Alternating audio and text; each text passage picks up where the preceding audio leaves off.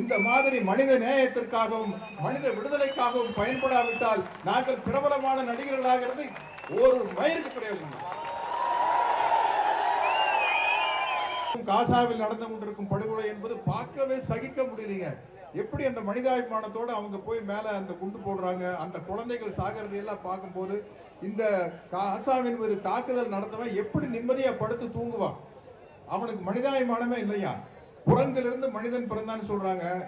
இவனுக்கெல்லாம் முழுசா மனுஷன் ஆகல, ஒரு ஆஃப் வேல் அப்படியே நின்றுட்டாங்க. அதனால்தான் அந்த புத்தி இருக்குது.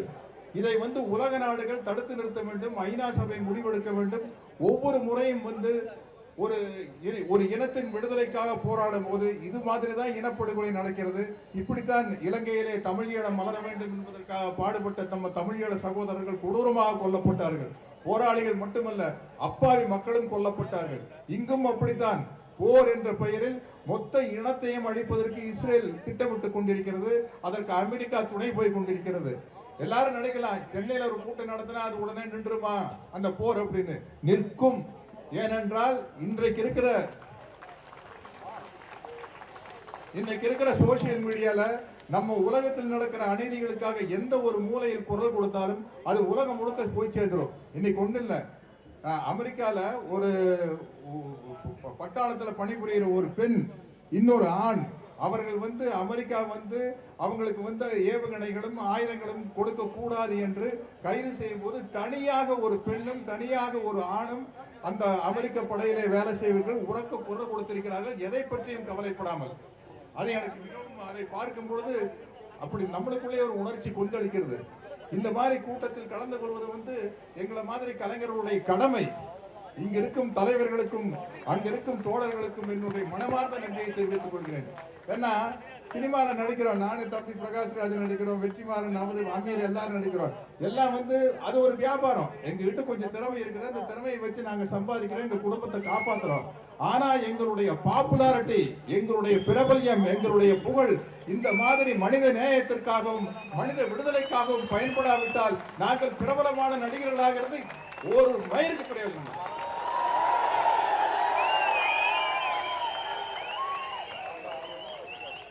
ஏன்னா இங்க தலைவர்கள் போராடுறாங்க, அவங்களுக்கெல்லாம் சிறைச்சாலை என்பது சர்வ சாதாரணமாயிடுச்சு. தம்பி திருமுருகன் காந்திக்கெல்லாம் அது ஒரு சாதாரண விஷயம். இங்கே ஒடுக்கப்பட்ட மக்களுக்காக போராடி கொண்டிருக்கும் அத்தனை தலைவர்களும் அவங்களுக்கெல்லாம் இந்த போராட்டம், அது இது போலீஸ் அடிதடி, சிறைச்சாலை அப்படிங்கிறதெல்லாம் தம்பி என் மரியாதைக்கு மதிப்புக்குரிமை எழுச்சி தமிழர் திருமாவளவனுக்கெல்லாம் அது ஒரு அவங்கெல்லாம் தான் ரியல் ஹீரோ, அவங்கெல்லாம் தான் உண்மையான ஹீரோ. இந்த மேடையில் உட்கார்ந்து இருக்கிறவங்க தான் ரியல் ஹீரோஸ், நாங்கள்லாம் நிழல் ஹீரோஸ். அதை புரிஞ்சுக்கணும். ஆகவே இந்த மாதிரி உலகத்தில் நடக்கும் அநீதிகளுக்கு எதிராக குரல் கொடுக்கும் பொழுது அனைத்து மக்களும் சேர்ந்து குரல் கொடுக்க வேண்டும் என்பது என்னுடைய வேண்டுகோள். இதில் மதம் கிடையாது, ஜாதி கிடையாது, கடவுள் கிடையாது, நாடு கிடையாது, எதுவும் கிடையாது.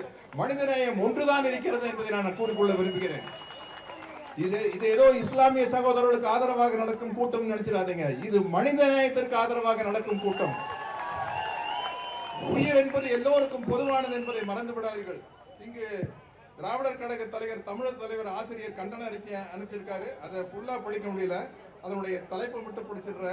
காசாவில் அப்பட்டமான இனப்படுகொலை, ஐக்கிய நாடுகளின் மனித உரிமை ஆணைய அறிக்கை, இந்தியாவில் விட்ட அனைத்து நாடுகளும் இனப்படுகொலையை தடுத்து நிறுத்த வேண்டும்.